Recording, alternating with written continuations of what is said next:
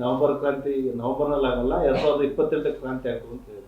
ನೋಡ್ರಿ, D K Shivakumar ಈಗ ಇದನ್ನು ಕ್ರಾಂತಿ ನವೆಂಬರಲ್ಲಿ ಕ್ರಾಂತಿ ಆಗ್ತದೆ ಅಂತ ಹೇಳಿದವ್ರು ಯಾರು?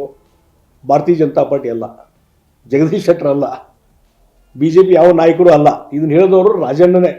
ನಿನ್ನೇನು ಅವ್ರ ಮನೇಲಿ ಔತಣಕೂಟ ಏರ್ಪಾಡು ಮಾಡಿದ್ರಲ್ಲ, ಅದೇ ರಾಜಣ್ಣವರು ನವೆಂಬರ್ದಲ್ಲಿ ಕ್ರಾಂತಿ ಆಗ್ತದೆ ಅಂತೇಳಿ. ಈಗ ಕ್ರಾಂತಿ ಆಗ್ತದೋ ಭ್ರಾಂತಿ ಆಗ್ತದೋ ಅದು ಅವ್ರಿಗೆ ಬಿಟ್ಟಂಥ ವಿಚಾರ. ಆದರೆ ಇಡೀ ಜಗತ್ತಿಗೆ ಗುರ್ತಾಗಿದೆ, ಸಮಾಜಕ್ಕೆ ಗುರ್ತಾಗಿದೆ, ಜನ ಮಾತಾಡ್ಲಿಕ್ಕೆ ಹತ್ತಿದ್ದಾರೆ, ಕಾಂಗ್ರೆಸ್ಸಿನ ಶಾಸಕರು ಮಾತಾಡ್ಲಿಕ್ಕೆ ಚಾಲು ಮಾಡಿದ್ದಾರೆ. ನವೆಂಬರ್ ಎಂಡ್ ಒಳಗಾಗಿ ಏನೋ ಆಗ್ತದೆ, ಕಾಂಗ್ರೆಸ್ ಒಳಗೆ ಸರ್ಕಾರಕ್ಕೆ ಏನೋ ಆಗ್ತದೆ, ನಾಯಕತ್ವ ಬದಲಾವಣೆ ಆಗ್ತದೆ ಅನ್ನುವಂಥದ್ದು ಪ್ರಚಲಿತವಾಗಿ ನಡೀತಾ ಇದೆ.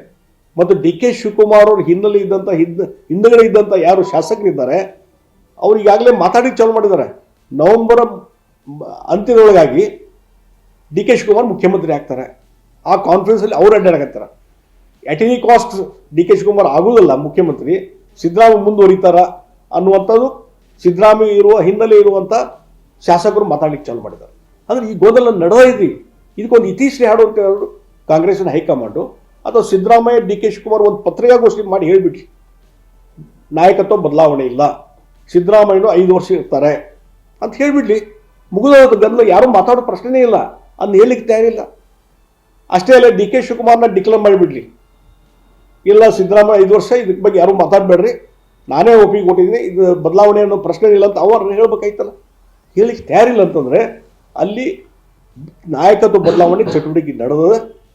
ಮತ್ತು ನಾ ಹಿಂದಿನೂ ಹೇಳಿದಾಗೆ ಸಿದ್ದರಾಮಯ್ಯನವರು ಡಿ ಕೆ ಶಿವಕುಮಾರ್ ಮುಖ್ಯಮಂತ್ರಿ ಮಾಡಲಿಕ್ಕೆ ಒಪ್ಪುವುದೇ ಇಲ್ಲ. ಮತ್ತು ಅದಕ್ಕೆ ಅದೇ ರೀತಿಯಾದಂಥ ಒತ್ತಡ ಸ್ಟಾರ್ಟ್ ಆದರೆ ಸರ್ಕಾರ ಕೊಲ್ಯಾಪ್ಸ್ ಆಗ್ತದೆ, ಸರ್ಕಾರ ಪತನದ ಹಾದಿಗೆ ಬಹುದು.